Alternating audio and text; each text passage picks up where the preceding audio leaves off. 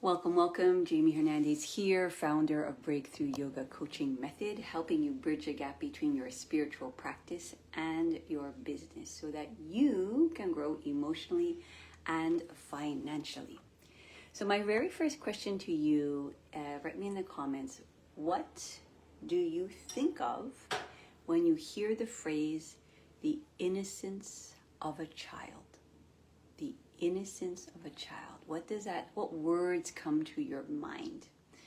And the reason why I asked that question is because today's training is titled The Power of Innocence. The Power of Innocence. So, back to my question, write me in the comments, what comes to your mind when you hear the words the innocence of a child? Is it naivete? Is it vulnerability? Is it playfulness? Is it curiosity? Is it maybe more on the shadow side of victim or small or unknowing? And all aspects of human have the dark and the light. So whatever you think of, there's no wrong or right answer, but I'm just curious, what does your unconscious, subconscious mind think of, emerge right away when you think about that? Because the truth of the matter is, what I started to realize, and what I think we don't necessarily think of, is most powerful creators who create a business and a life they love create from the frequency of innocence. Okay, so let me just tell you a little story just to kind of where is this coming from? I'll just give you like an example of this. I remember going to my first meditation chanting group. We call it like the Satsang, which is another word for community. And I sat like right in the middle. So there's like these two rows, and I sat right smack dab in the middle. And I think I was kind of like doing these yoga stretches, and I was just so green and happy to be there. And I felt very resonant. And I felt very like in place being there, and and I was there, and it's funny. Then I was like, I loved it so much. I came back the next week, and the next week I realized, oh wait a minute, I sat like in the center, where actually usually that's where people pass, and we pass to do like ceremony. We pass to it's the aisle towards the altar. So if you wanted to offer your prayers, it's the aisle where it's like if there's a priest or if there's somebody coming, like they're going to come through that aisle, or if we're the community are moving up towards the aisle to offer prayer or something like that, then that's the aisle. So, so of course the next week I'm like, okay, oops, that's not an actual seat. So I sat like still in the front, but on the left. And then I've been going there, I've been going there for 15 years. And I started to realize like all the etiquette and all the rules and all of these things, like you're not supposed to point your feet towards the altar. You're not really supposed to be doing yoga postures and stuff in the sort of the prayer hall. They're just like, you use your right hand, left, all these sort of like ceremonial type things. But the reason why I tell you that is I still will never forget the feeling I felt sitting there. And it just was resonant. It was like just so in alignment. I felt like I was in the right place. And what was protecting me was the frequency and the power of innocence. Because I didn't know. I didn't know anything, right? I just came there, and I just kind of knew I was in the right place. Now, if I had known, okay, take this like thing kind of seriously, you got to hold your right hand. And I'm very respectful of those ceremonies because I know that it comes from a root. But, what would have most likely happened, because I'm human, is that my ego, the harshness of my ego would have sort of came into play, right? And so there was a frequency there. So somebody Like, let's say I kind of came in there and I was like, oh, am I sitting in the right place? I don't know. Like, already like that ego that kind of either plays too big or too small, then that's my magnetism, that's my frequency. So I most likely would have got like, hey, what are you doing? Like, you're sitting in the wrong seat. That's for the priest. And then all of a sudden I would have shrank and I would have like not felt a sense of belonging. So the power of innocence is really this kind of frequency that creates a magnetism, right, of protection, so that you can remain in a chasm, in a space of residence where you can create. Because in that moment, I created a groove of love for this place that I was in that moment, where the smells, the frequency, the chanting, the songs, my heart was like, oh. So it created a vortex for that chasm of creation and love to drop in. So that's why innocence is such a powerful force, and literally a protection frequency for you to create your life and your business. Now, here's the thing. Innocence, right? When do we have that? When do we have that? We're born with it, right? We're children. We're born with it. You see a child, and if you watch them, and I often see children in their mundane life, and what I really love seeing is mom and whatever, or family just doing the groceries, and all of a sudden there's music that goes on, hey Melissa, and all of a sudden like the child is just like grooving and like, in their own kind of space of love and frequency, and just like totally feeling their body, right? And they're protected by innocence. Because in that moment, even though like grocery shopping might not be that most exciting for them at that moment, but the moment of just being and living and just like feeling music is actually creating this frequency of protection that keeps them in their love, in that creation. So here's where the innocence sometimes gets interrupted, or get sort of mélangé avec, others. It's like, let's say, the child is just being, innocent and dancing and feeling, and just like the innocence of your body that just, enjoys life. All of a sudden, mom looks at the child and says, hey, stop messing around. Like, get serious, and we got to get some apples. And then, or, often sometimes when I get really taken by children who are dancing and having fun and just in their innocence, I'm like, oh wow, and I get so enthralled. And then they kind of catch me looking at them, a stranger, right? And they're like, oh, and then they sort of stop and like, okay, and like, I'll just like kind of conform, right, to the seriousness that life is giving me. And then, so that's just a small reflection, but sometimes in our innocence, we can be loud, and we can be big, and we can be small, or we can be dramatic, and then somebody tells us, hey, that's not the right way of being. And because when you're small, one of your first needs is to survive, and your survival is directly attached to those who are taking care of you, right? You can't go out and get a job. You can't go just go feed yourself. You can't just get a house, like when you're 3 or 5 or a baby.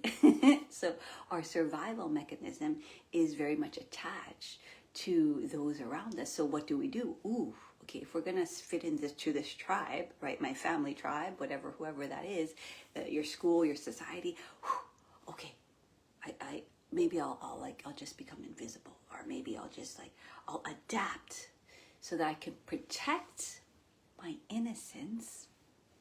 I can protect my innocence. So it's a very sophisticated system. Protect my innocence in that environment. Because you'll often see, like when children, when they're by themselves, they're their most innocent. It's like my daughter.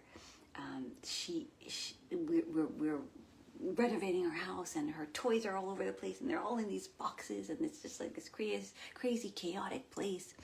And she wanted to put all her toys back in her room, right? Of course. And so what happened was, I think I actually had left. I went on vacation.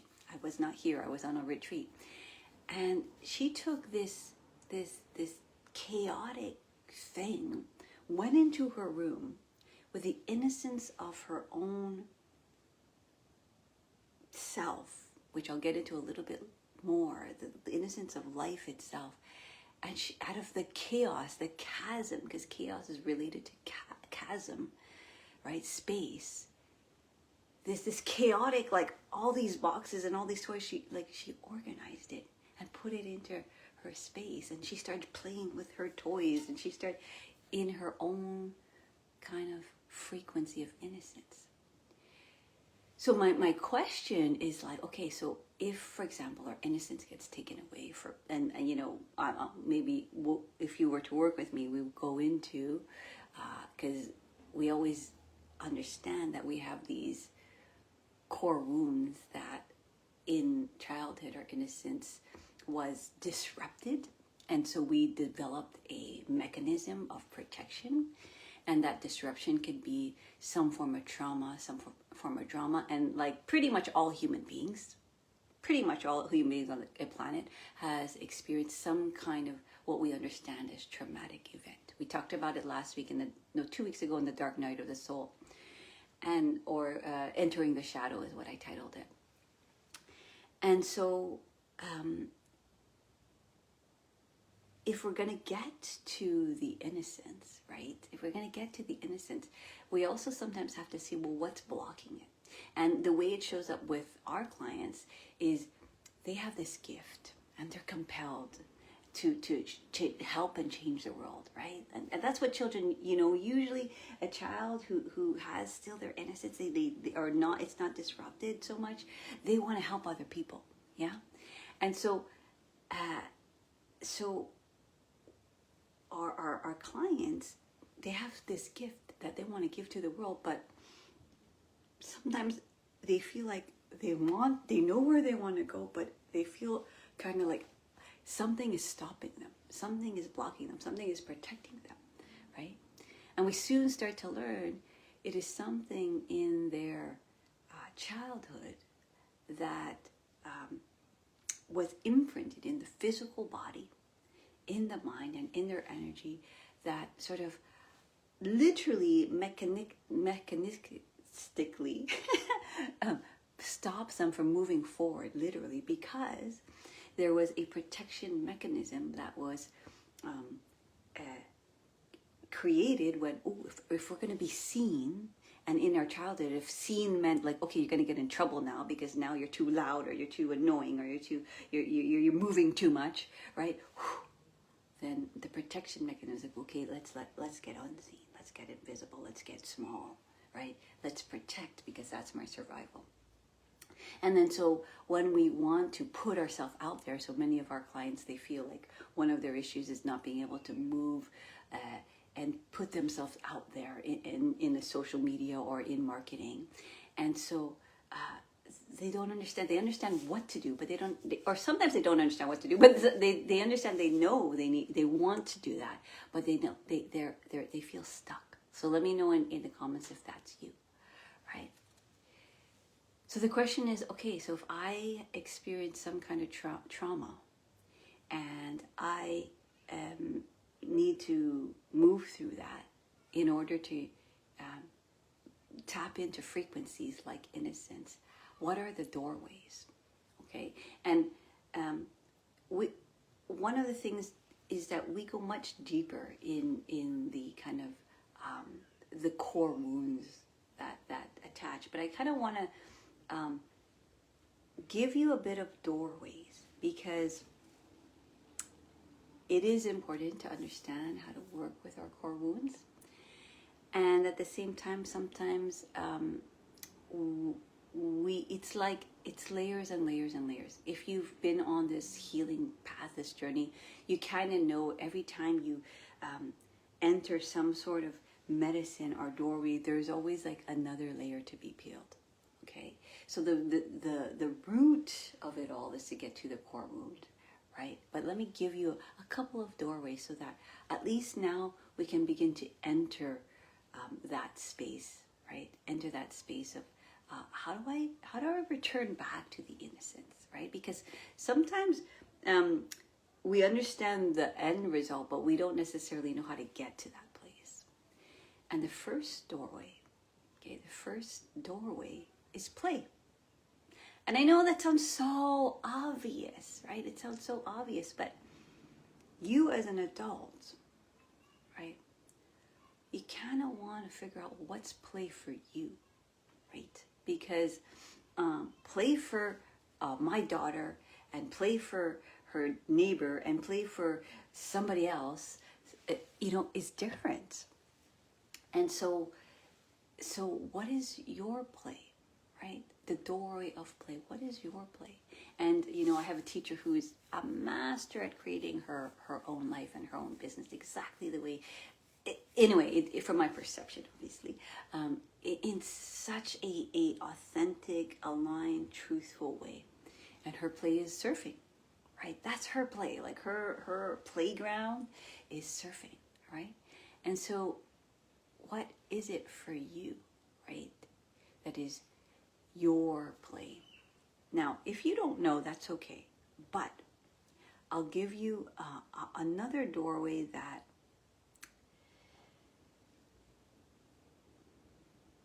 is, let's say if we want to figure out play, we kind of have to understand that life itself. So here's another doorway. Life itself is in constant creation. Life itself is innocent. Life itself is innocent. Meaning to say, it just continues to create and evolve. There is no ego mind that's saying, okay, don't push that water to create that mountain because you might create like a disruption in the, in the field of, it doesn't think that way. So life in itself is innocent. So if you want to enter innocence through play, you want to enter it through life itself, and life is connected to what? Nature, right? And nature is, if you could think about it in the elements, is grass, is sun, is earth, is water. So one easy way to kind of tune into the innocence, right, is to tune into the innocence of life itself by riding a bike. Have you rode a bike and just felt the air on your face and remembered your childhood? Okay, I'm just giving you examples. It may not be the doorway, but I'll give you some examples, right? Have you ever sat on the grass, or rolled on the grass and remembered like when you and your friend rolled down the hill? Okay, that's earth. Yeah. Have you ever like been in water and you're just so giddy, you're just so giddy to be in the water, right? Like, and so you start to have this sensorial sensation, this sensorial, visceral experience. And you bring it back to remembering, oh yeah, right, I remember the first time I swam. And again, if some of these examples at the very, very, very beginning had some kind of trauma, then you don't want to pick those. But if it was, just generally an innocent, like that wasn't disrupted, you can still tune into, like, even if you just go in your own safety zone and you kind of like let your hand kind of flow in water, you're gonna feel the innocence of that. Whenever the sun comes out and you just like, life is innocent.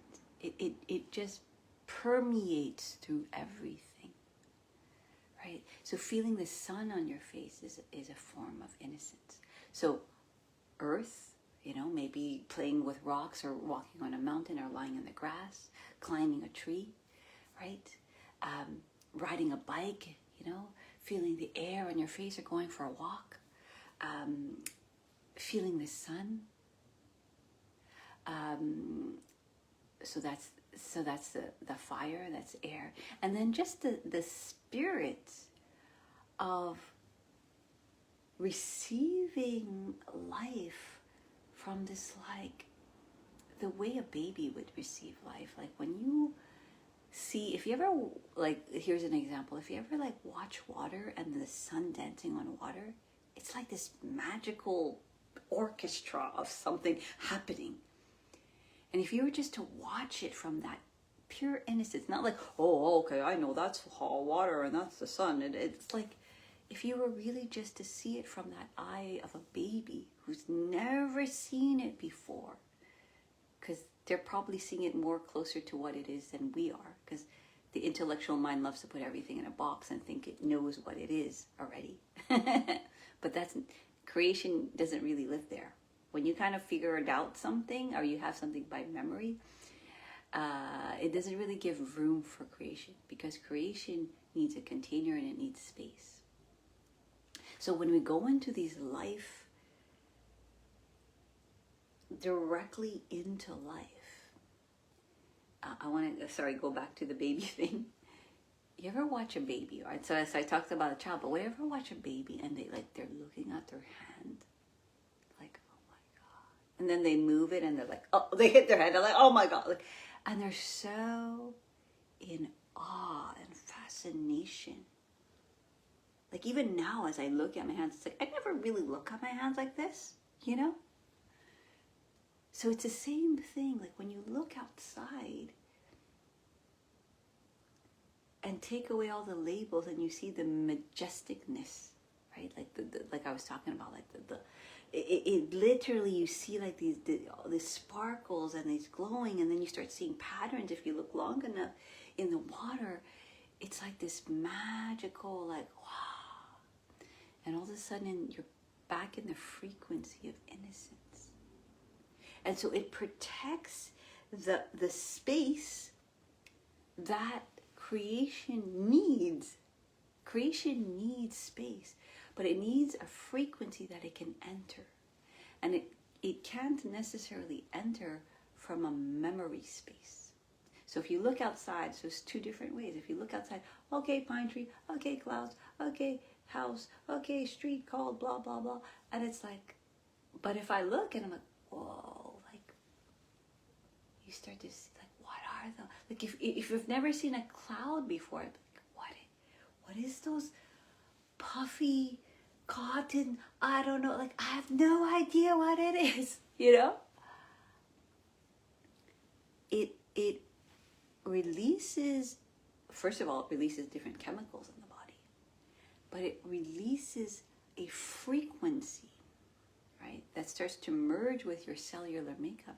And then that frequency allows for creation, your vision, to come through, right? And you'll know is when you get these like hits of like, these visions of how you see your life. And when we're compelled, those of us who I talked about, when you have a calling, that calling most likely has been with you since a very long time. Either you've always felt it, you've always somehow known it, you've always kind of seen it inside your mind, you unknowingly magnetize scenarios that are similar to that vision unconsciously, right? So innocence is a frequency where creation can come through, and when you're creating your life, it can't be necessarily created by something, because creation is creation, by something that already exists, right? So our unique, that's the unique about human beings, is that we are all similar, but we all have a very unique path. Like, just because I teach meditation, that meditation teacher and me are going to magnetize different scenarios and people to teach, right? So the doorways are play. And I kind of gave you like, okay, so what is your play? And sometimes we're so far removed, or we didn't have enough time when we were younger to play, so we actually don't even know what it is. Like we sort of like we don't have the practice, right? Because we maybe just didn't have permission, because maybe we were more on survival mode because of our scenario when we were younger, and that was more important than play. And so then we tap into the doorway of life. And the way we tap into the doorway of life is directly through nature and the creation of nature and the elements. And when you tap into the elements, it sometimes can tune you back into that innocent place when you were younger. It could be a very vivid memory, or it can literally just be the visceral feeling. Everybody who has a healthy relationship with each element will receive it in that very innocent way, right? And because life itself is innocent, right? It creates, it evolves, and it doesn't have the, like I said, that kind of like ego mind that tells you, don't sit in the middle of the aisle. Put your hand on the left hand on the right. Bow when you see your guru. Like all these things. It doesn't have these rules. It just creates out of pure innocence. And that's life. And because we are connected to life, right? We are life. We're not separate.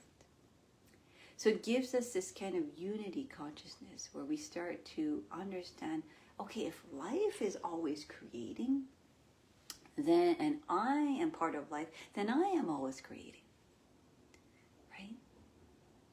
And so that creation needs space, and it needs that kind of frequency so that it can kind of channel through our container, and then we can take that vision and move forward. Now, here's the thing. We're always going to teeter-totter between survival and soul. Always. We're human. Okay? So these doorways, just because I give you one doorway of play, just because let's say I play all day, yes, creation's going to come through me, but then maybe I get triggered because all of a sudden I speak to my dad, or like somebody like kind of treats me disrespectfully, or my body gets triggered because it gets overwhelmed. I go back into that place where innocence was fractured, right? Was disrupted.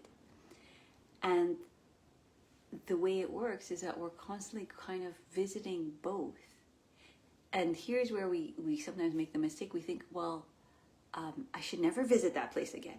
If I keep on going back into the innocence, if I go back into life and then frequency and play and the doorway and life and all that stuff that you're talking about, Jamie, then when I visit here, the triggers of my trauma, no.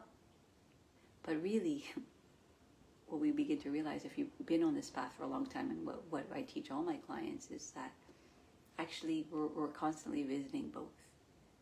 And the more we go into the doorway where we can tap back into higher frequency, like this is one, innocence, it's not the only one,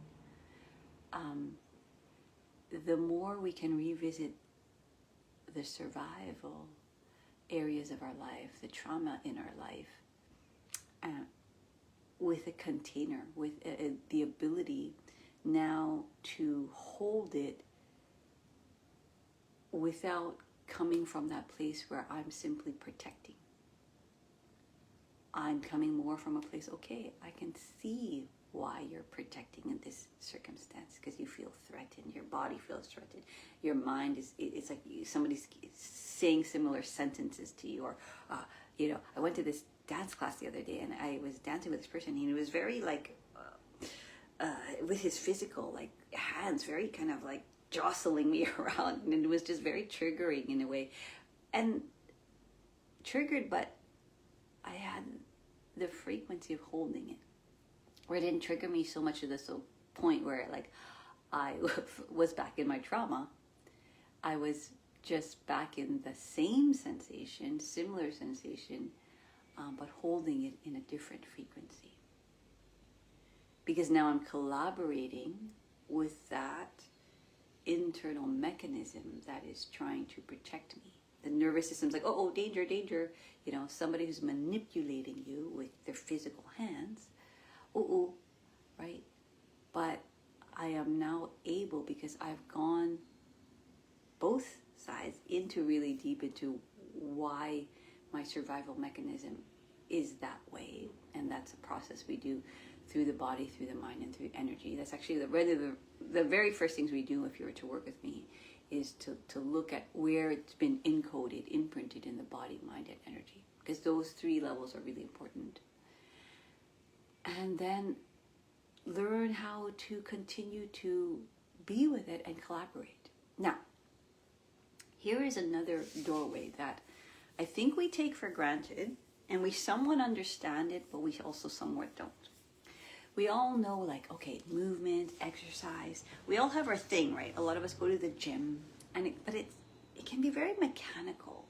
Even like when we practice yoga or something like that, it's a very, at some point, it's new at the beginning, but then it sometimes becomes this practice of doing it from a memory point of view.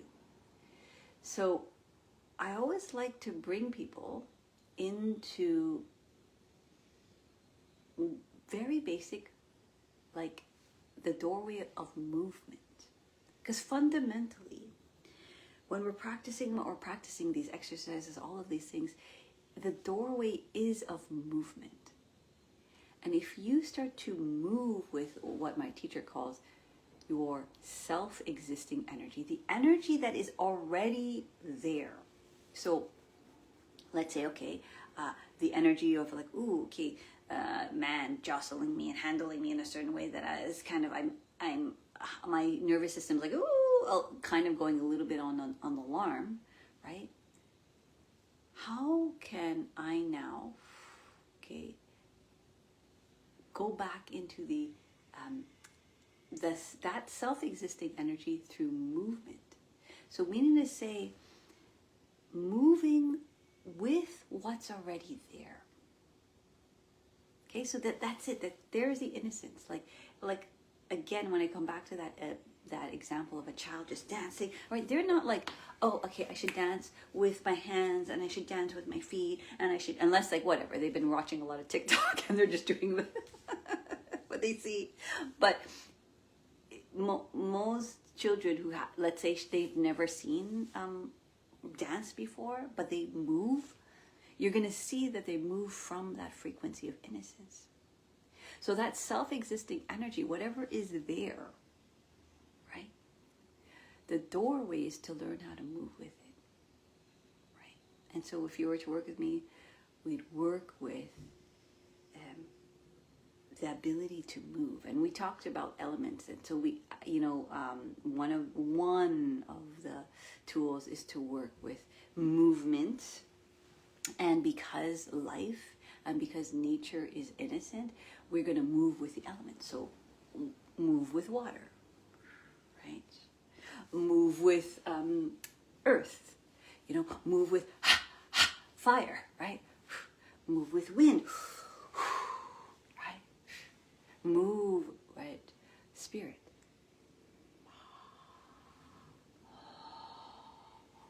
Right? So movement done from the frequency of innocence, done from that self-existing energy, what it does, because life itself is innocent and movement in the elements, the creation, right? Because if you look at nature, it's just so wise and intelligent, will naturally move what needs to move. And you move into the frequency, like maybe the frequency that's there for me was like a sort of fear and grippiness. If I allow myself to move with that,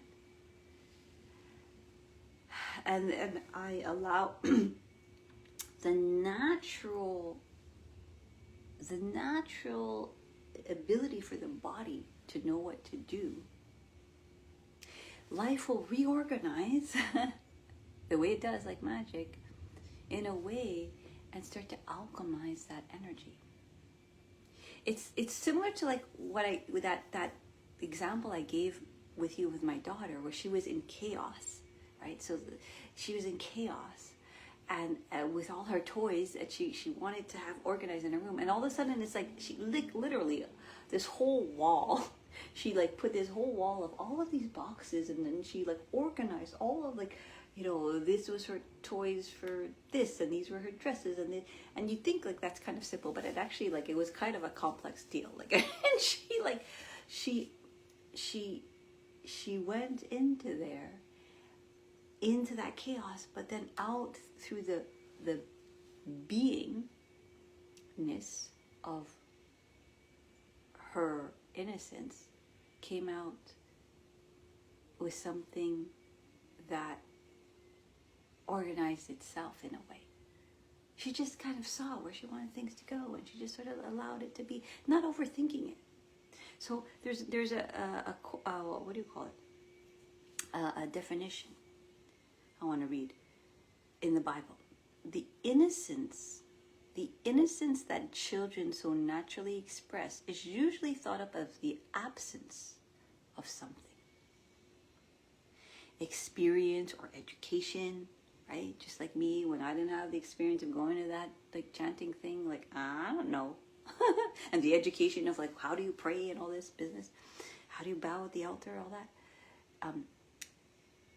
But viewed spiritually, innocence is not the lack of worldly wisdom, but the presence of spiritual actuality. It's a state of being. When you look up the word actuality, it's a state of being. So these practices, they bring us into a state of being, so that when we take our next steps, like if you're to paint something, you don't like necessarily always think about it. You're in the flow. You know, and just like my daughter, she just was in the flow. She's just organizing her thing, and she wasn't overthinking it, you know, because it was like a massive project. And if she overthought it, she easily could have got overwhelmed, because she can get that way if her nervous system is not being taken care of in a way that she needs. So it's a state of being. And that state of being, the more we kind of dip into it through play, through movement, through life itself, through nature, through the elements. Let's say those are some doorways, right? And we continue to step into these states of being that gets us in touch with the frequency of who we are, the frequency of our innocence. That is where we want to create from. And then the problem solving comes in.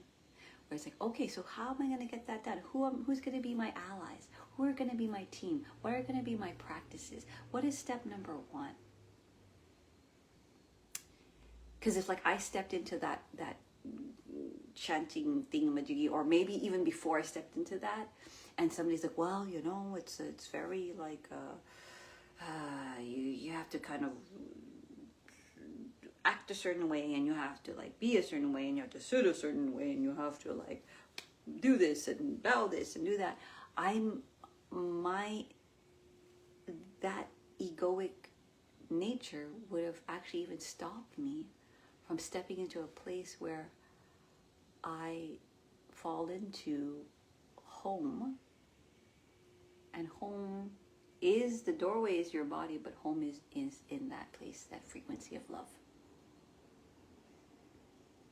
And in that moment, I was very much in that frequency because, I don't know, I didn't even feel people looking at me because I'm pretty sure people were like, but she's sitting in the wrong place.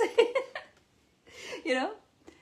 And I've been in situations before where I've done things and people make it very obvious to me, and then I've been in many situations where I just like sat in the front or did something and completely unaware, right? And we think it's this place of like the Bible says, absence of something, but it is the presence of innocence, and that presence of innocence creates a frequency that protects you from the harshness of our egoic mind that tends to judge and doubt and of all these things. So, I hope this was helpful. I want to maybe share one more story because I don't know how all of this is landing. Let me know in the comments how it's landing for you. But so let me give you like a real life example. I have a client, and his egoic structure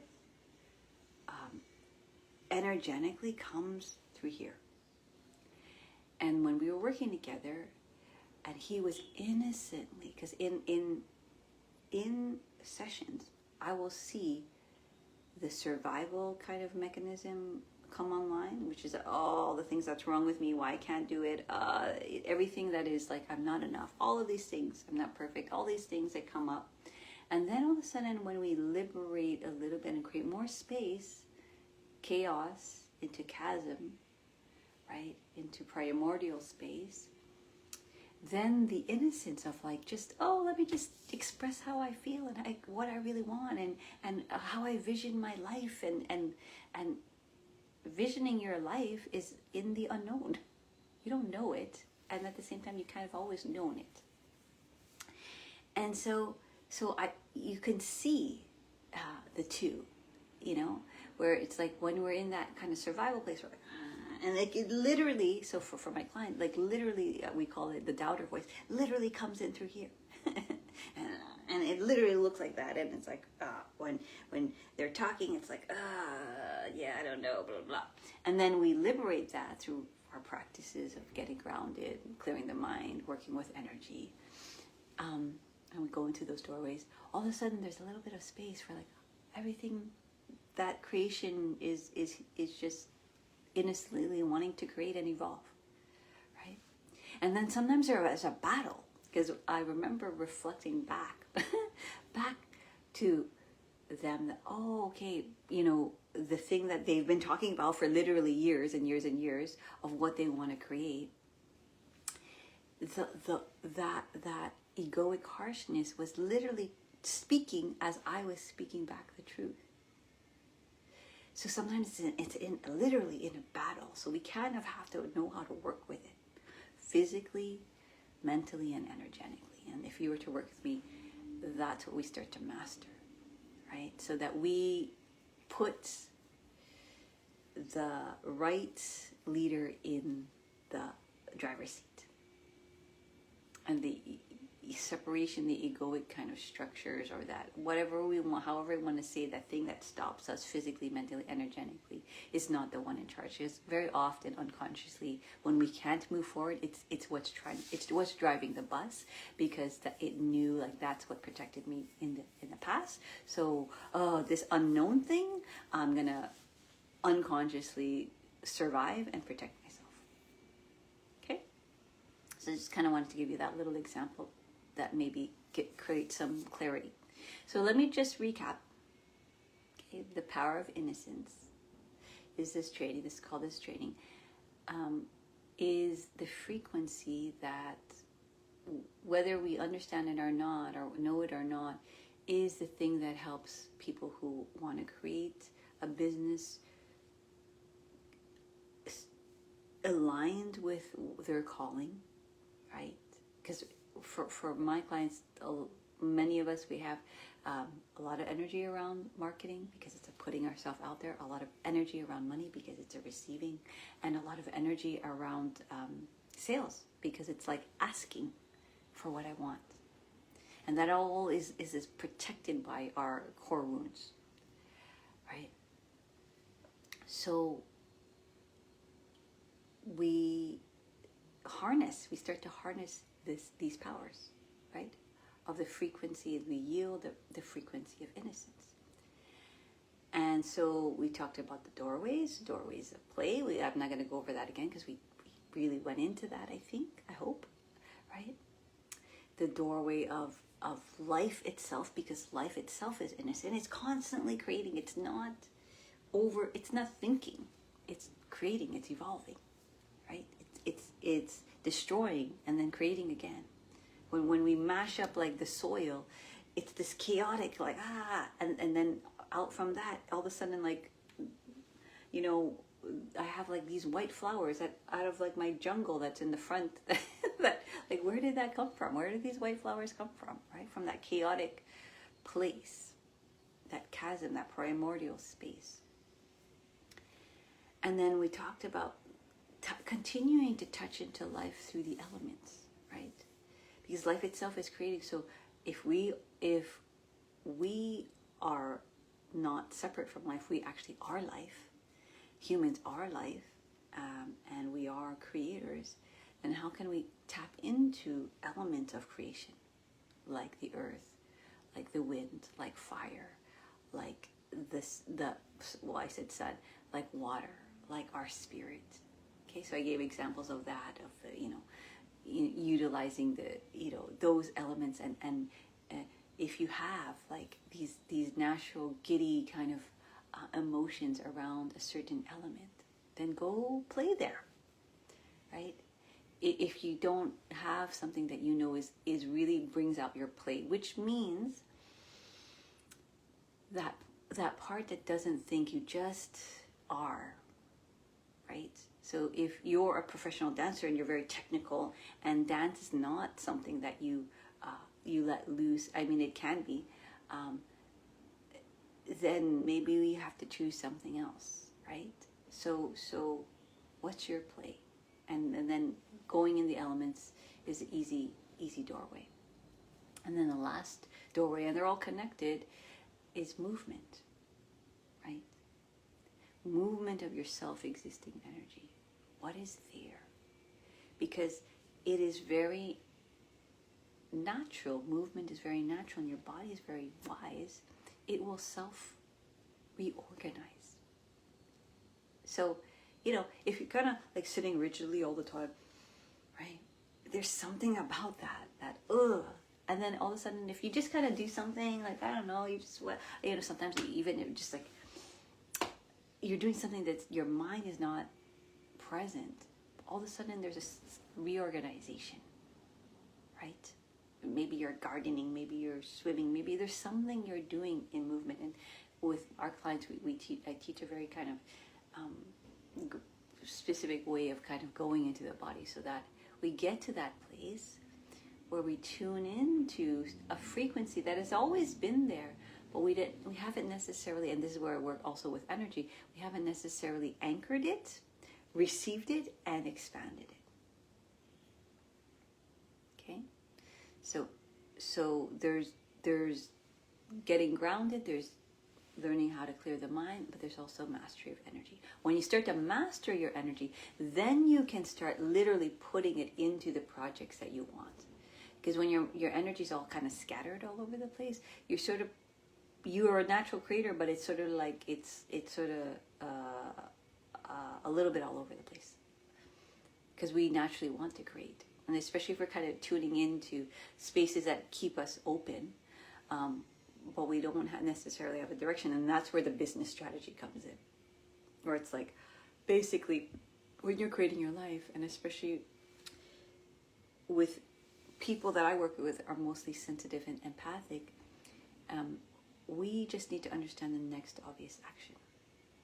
When there's too much, like, okay, then you have to do a spreadsheet, and then you have to do the 7 points, and then you have to, like, technically create this landing page. It's like, whoa, whoa, whoa, whoa, whoa. So with my clients, we really just work on what is your next obvious action. And in business, what's your next obvious action that's going to create the cash flow? Because we need cash to create, right? And to move you closer to in alignment with what it is you want to do.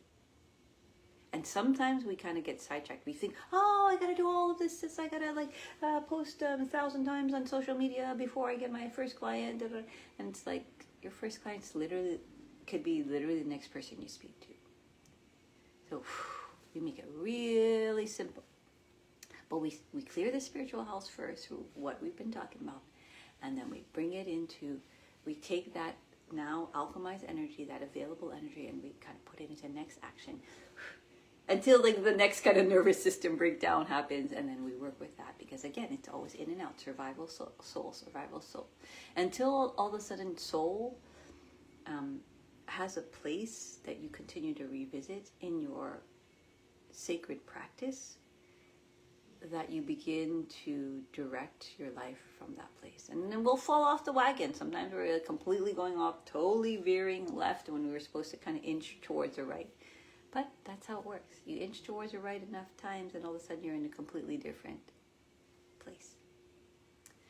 So, if any of this resonates with you, and if you want to create a life and a business that you love, that is aligned with that calling, that thing you know you are so expert and gifted at, but you just kind of don't know how to bridge.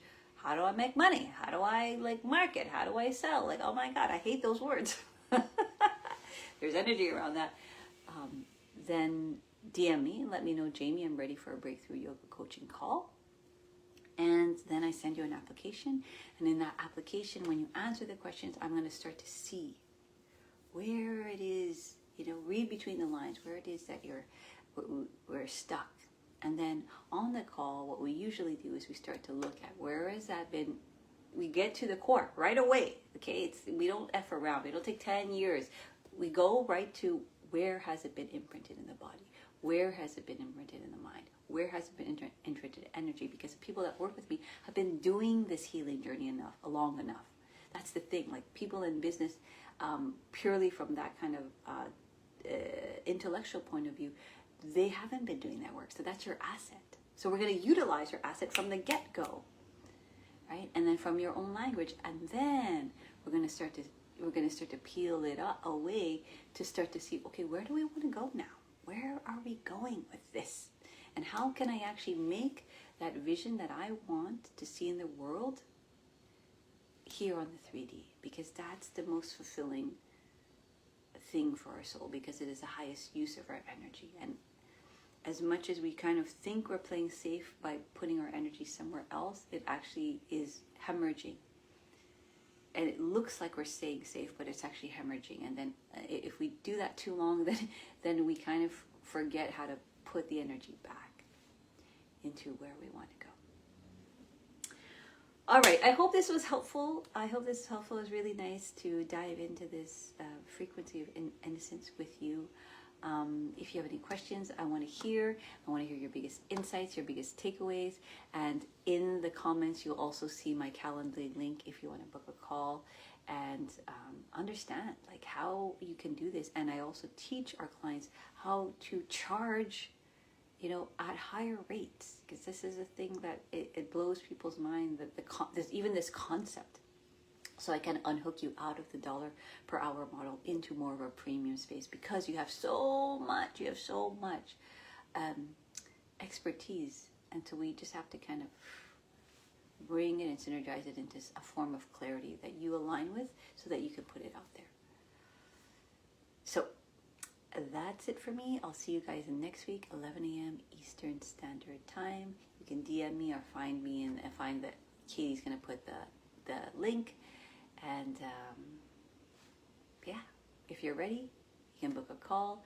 And otherwise, I will see you next week, 11 a.m. Eastern Standard Time. Bye, guys.